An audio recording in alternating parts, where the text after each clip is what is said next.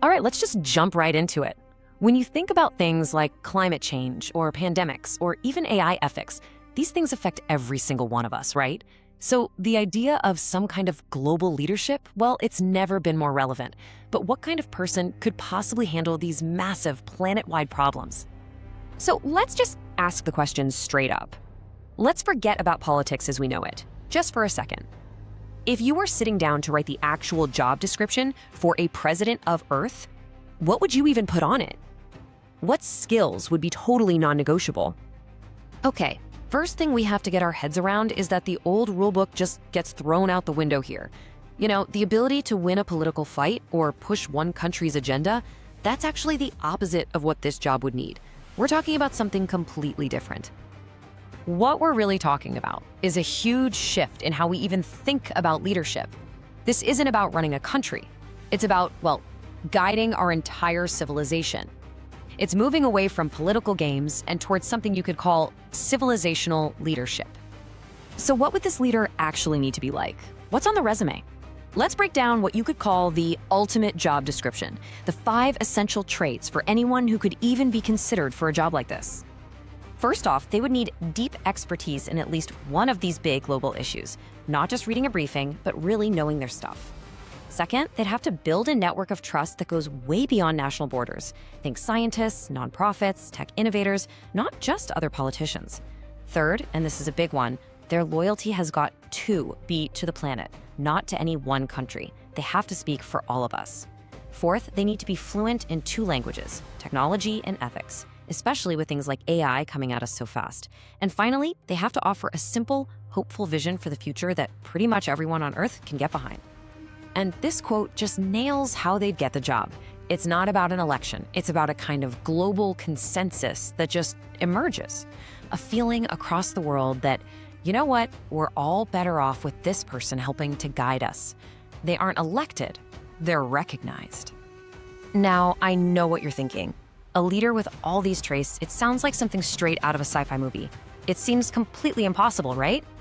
But what if a model for this exact kind of leadership is already out there, kind of hiding in plain sight? And the answer, well, it's pretty unexpected.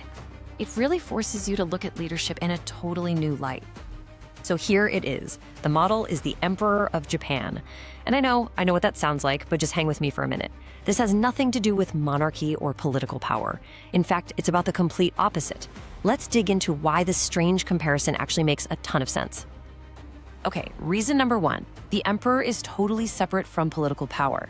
It's written right into the Constitution. They can't be involved in policy. And that separation, that is the whole key. Because they aren't playing the political game, they can be seen as this neutral, trusted symbol by pretty much everyone. Second, there's this incredible sense of continuity. I mean, the institution has been around for millennia, outlasting countless governments, wars, and political fads. That long-term presence creates a really deep, almost subconscious feeling of stability and reliability that no prime minister or president could ever hope to match. And third, their influence comes from symbolic actions, not from political speeches. Think about it. International goodwill tours, ceremonies for peace, cultural events.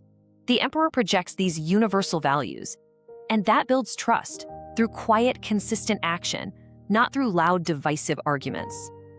So here's the million-dollar question. How do we take this national, symbolic model and scale it up to create a blueprint for a global leader? This is where it gets really interesting. Look at how perfectly this model translates. The emperor's lack of political power becomes a global leader with 0 policy-making power. The actual nuts and bolts, the practical work, could be handled by expert councils or maybe even advanced AI systems. The long-term continuity becomes a symbolic, generational post. A symbol for one nation becomes a symbol for all of humanity. And national rituals, well, they become global events, like leading a ceremony at a UN climate summit. So at the end of the day, what you're left with is this concept, a symbolic leader for Earth, a figurehead whose entire job is to be the anchor, the central point for our shared trust, our ethics, and our long-term vision as a species. And the reason they can do that is precisely because they have no power to force it on anyone. And that brings us to the final, and maybe the most mind-bending part of this whole idea. the concept of a leader whose greatest strength is that they have no real power. So let's just put it all together. The day-to-day running of things, that's handled by other groups. This leader's job is simply to be our center of trust and ethics. Their influence is purely symbolic, not political. And imagine, in a moment of true global crisis, another pandemic, a climate disaster, this is the one person who could speak to all of humanity with a message of solidarity and actually unite us, because they don't represent any single nation. They represent all of us.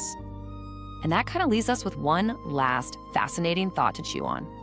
In a world that is so desperate for unity and long-term thinking, is it possible that the most important, the most powerful leader we could ever imagine is one with no political power at all?